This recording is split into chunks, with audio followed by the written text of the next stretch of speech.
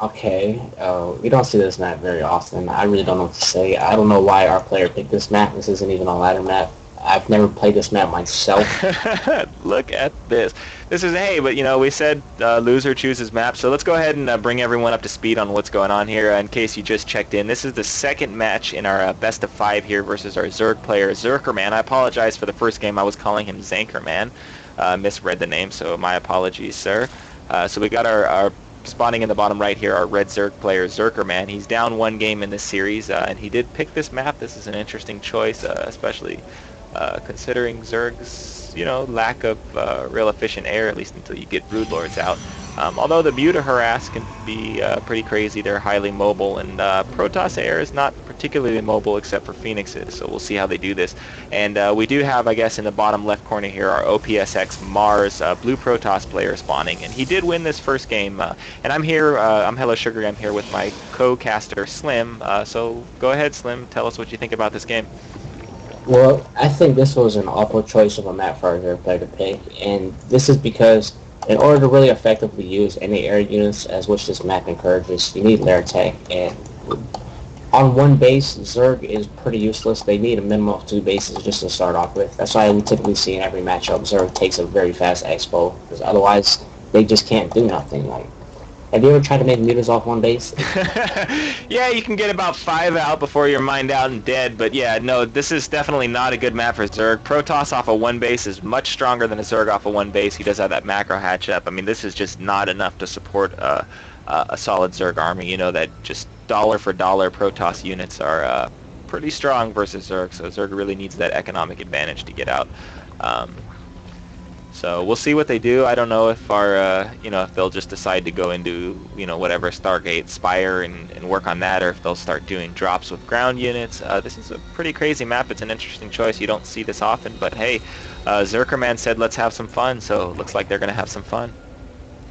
Something our Zerg players really needs to do, like, he needs to take to his lair super fast. He needs to get his Overlord speed and his drop so he can go ahead and just be really greedy and take a second, a third, and possibly a fourth, because he's going to be way behind on this map. The Nidus Worm sounds like a good idea in theory, but as soon as you hear a worm, he's going to check his main out, and his main is not a very big area. Yeah, he'll be able to get a pretty good vision and see everything that's going on in his main pretty early, much earlier than the Nidus gets out, so yeah. Well, only possibility play you can do with this Nidus Worm is if you can try to dual Nidus at the same time, so the toss player sees one, feels safe, but really does another, but even then, they have to come out super fast. Yep. And this right here by our Protoss player really exemplifies why this map is pretty scary for Zerg. He's already got the Robo coming out. I am going to venture to guess that he is going to Chrono Boost out a Warp Prism and start warping in units to our Zerg's main. So we'll see if he does that and how our Zerg handles this. Our Zerg player does have his 2 gases mining. Definitely a wise choice here. He needs to get himself off of this 1 base. And we'll see how he handles this. We'll see if he puts this lair up here with his first 100 gas or what he decides to do. Well, I know it's very early to predict this, but I'm going to have to give this game to Toss, because there's no other race that can 1 base like Toss can. Like, look at this. Toss already got a Warp Prism coming out. If he wanted to, he could have already had Void Rays instead, or Phoenix. While Zerg just now getting a lair, so he's not going to have any sort of air tech for another 2-3 minutes. Yeah, and then he has to make that really critical choice. Once he gets the lair, does he want to go and throw that Roach Warren down? Roaches are going to be pretty useless for a while, except to defend the main. He can't do anything, so that's going to give Protoss the total freedom to do whatever he wants. Take any expansion. He's got that Warp Prism. He can warp in or fly over a probe, take that expansion. This Stalker is going to go ahead and deny this Overlord Scout, possibly, and there he goes. Yep. Already taking an expo, while Zerg cannot take an expo for another 2 to 3 minutes, because as we all know that the Overlord transport upgrade takes 1:30 with 200 resources. And the speed upgrade only takes 60 seconds, but that's another 100. Yeah. It's going to cost Zerg 300 minerals, 300 gas just to get the tech in order to send a unit over to go and take an expo. So that's 600 minerals and 300 gas just to make his first hatch. Yeah. This Warp Prism. Huge investment. This Warp Prism here just flying around. I feel like it would be smart for him to start.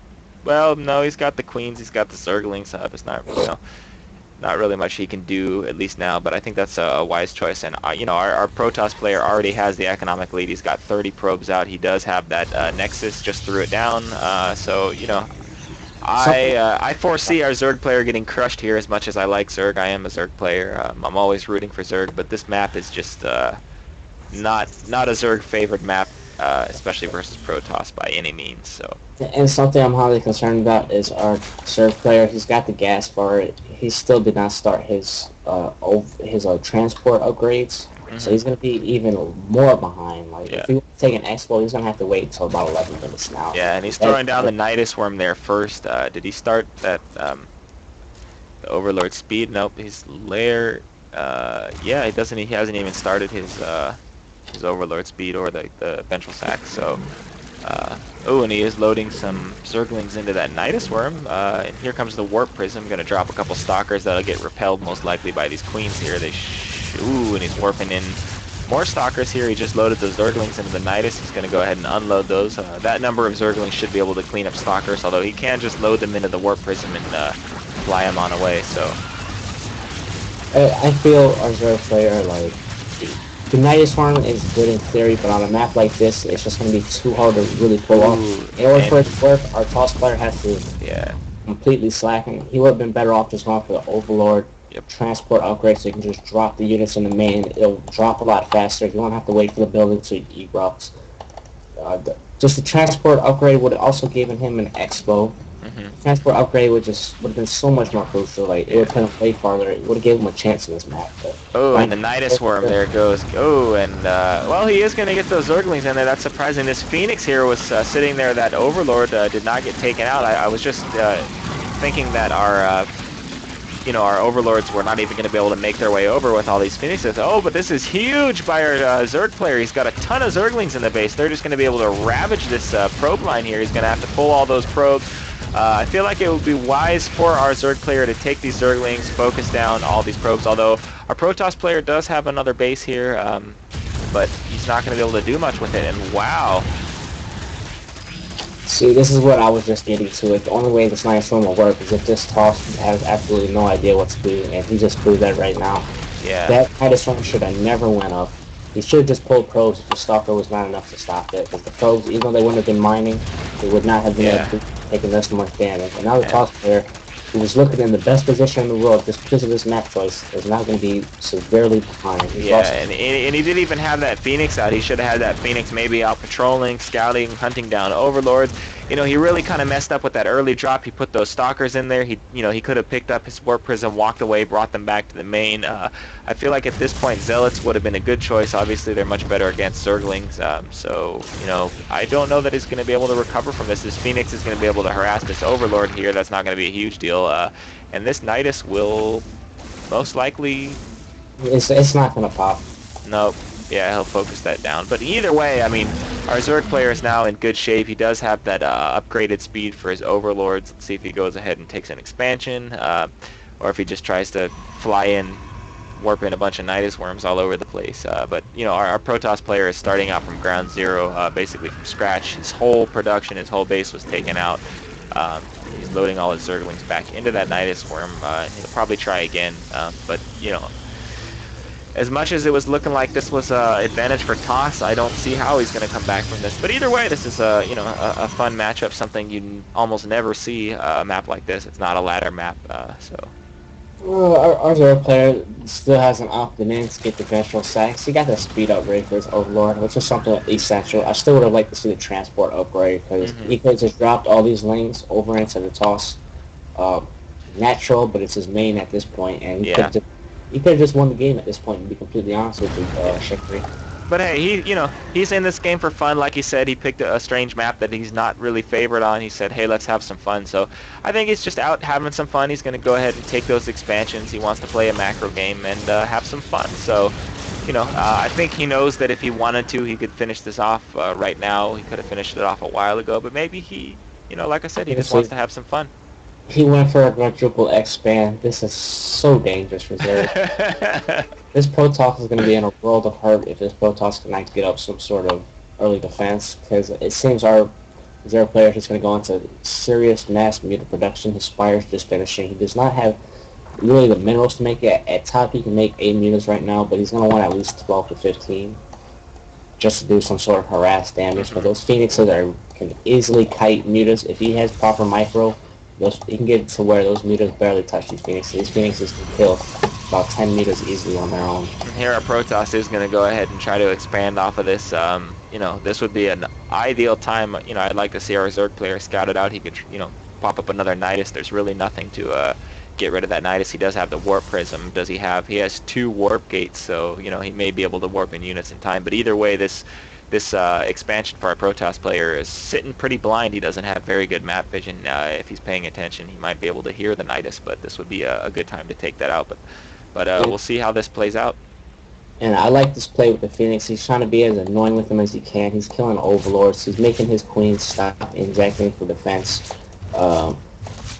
As you see, each of these Phoenixes got 1 kill, 3 kills. And yeah, he takes that queen out as well too, so that'll be huge.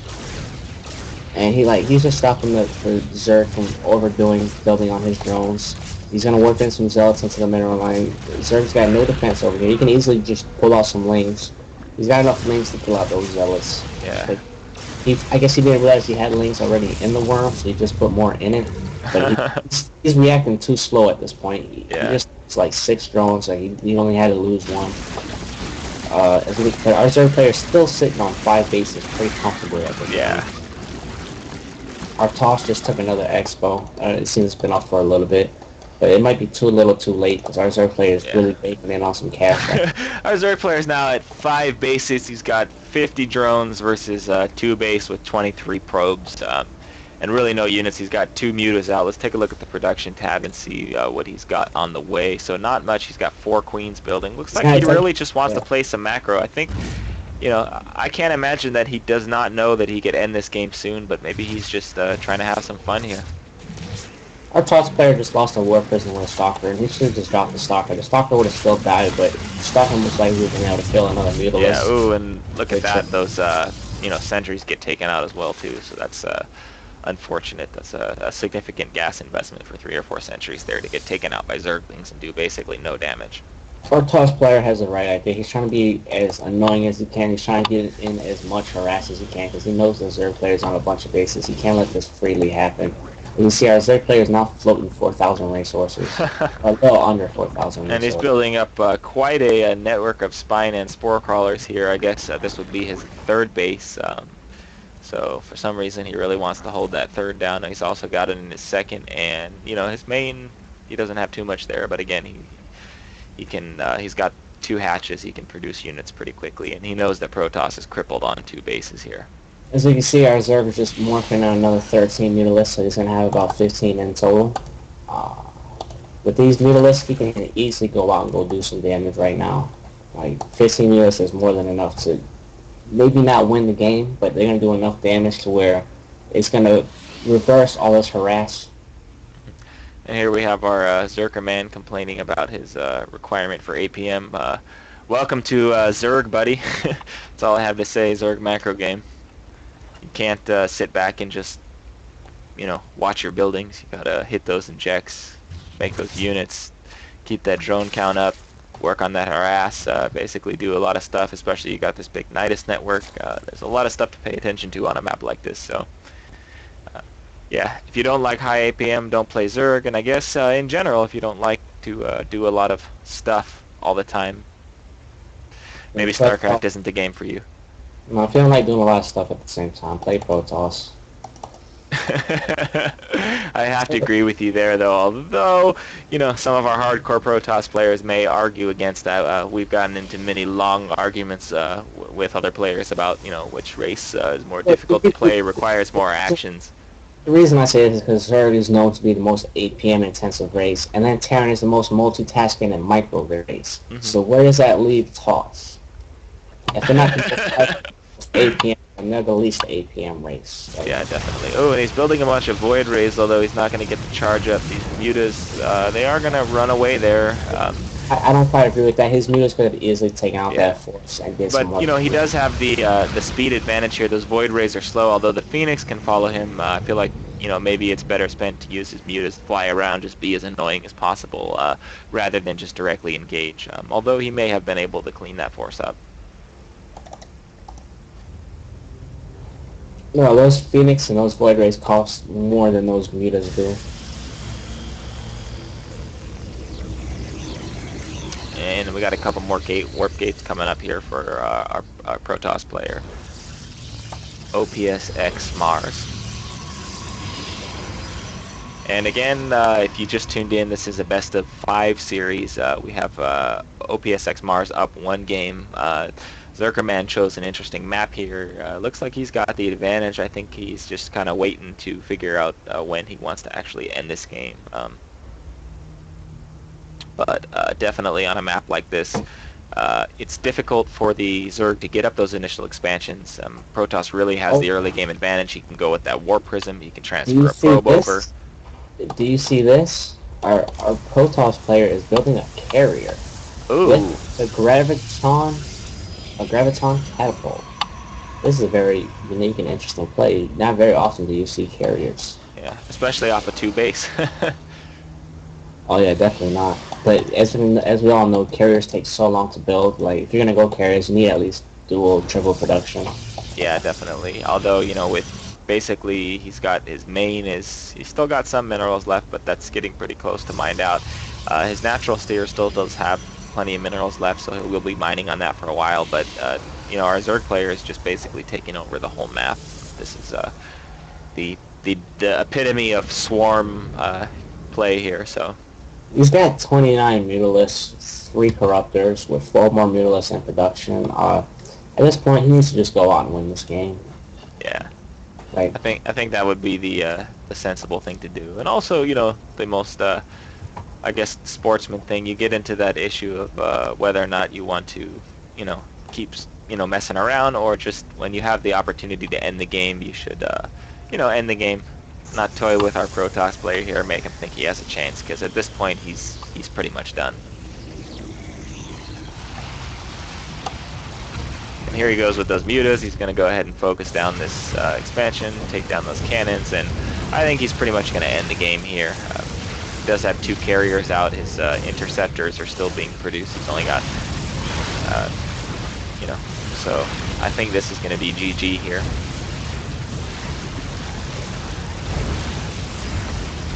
Warping in some more Stalkers. Well, he will be able to take down a significant chunk of these mutas. These Void Rays getting charged up. The Stalkers in there, they will be able to repel this attack here. So that was a good defense from our Protoss player. But again, his mining, his production is just is not going to be able to support a sustained game against this Zerg. So, and he really has no way to be aggressive at this point. So I think this is. Either way, our Zerg player would basically have to throw this game to lose. Well, there's really not much left to say about this game. Yeah. Zerg is toying around too much. This is game over. This is GG. They're just sitting here watching this.